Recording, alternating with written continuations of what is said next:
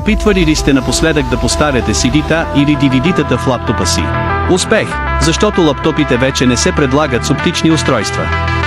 Преди всички лаптопи имаха оптично устройство, то беше стандартно оборудване. Сега, ако искате да гледате DVD-та, няма друг начин, ще трябва да намерите друг начин. Вижте това, което току-що си взех. Външно CD устройство с фантастичен дизайн на кабела. Вижте отзад, на практика е устройство, всичко в едно. Има стандартен USB порт и USB-A порт, така че работи с всеки порт, който използва компютърът ви.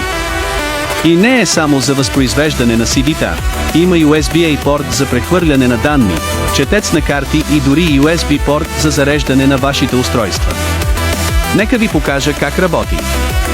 Просто го свързвате към компютъра си, не се изисква инсталиране на софтуер, натискате бутона за захранване и е точно като вашето собствено CD устройство.